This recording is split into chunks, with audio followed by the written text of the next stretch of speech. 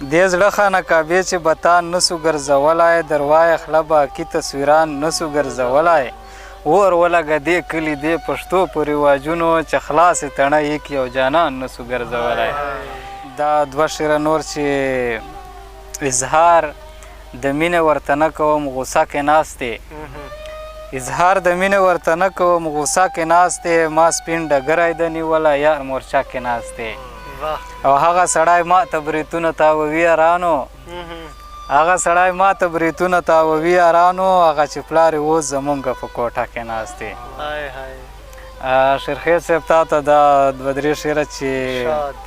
دې زړه خانه کعبې چې بتان نسو ګرځولی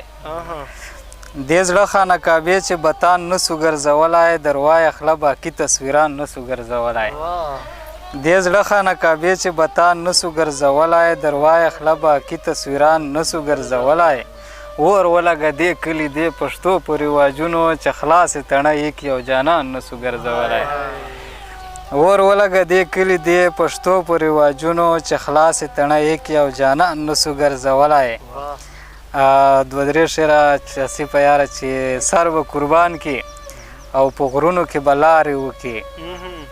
سر به قربان کړي او په غرونو کې به لارې وکړي چې مجبوري شي سړی ډېرې ډېرې چارې وکړي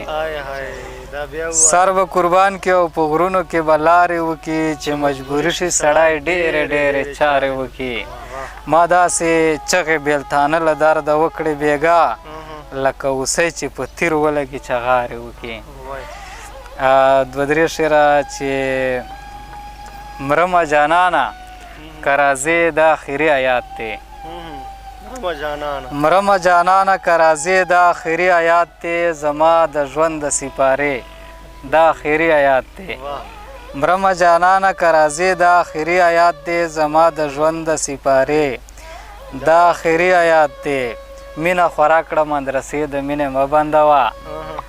مینه خورا کړه مدرسه د مینې مه بندوه ما اورېدلی چا د خولې دا آخري آیات دی مننه قربانه ورته وایي چې داسې ما سره هغه نه میلاویږي داسې ما سره هغه نه میلاویږي لکه مالګې کافیه نه میلاویږي او نن ریبار راته ویل دیدن دې وکړه ما ویل ورته چې نه میلاویږي نن ریبار راته ویل دیدن دې وکړه ما ویل ورته چې نه میلاویږي داسې دی نه بس دغه ورولګه چې بس دي که نه ډېر مې درته ویل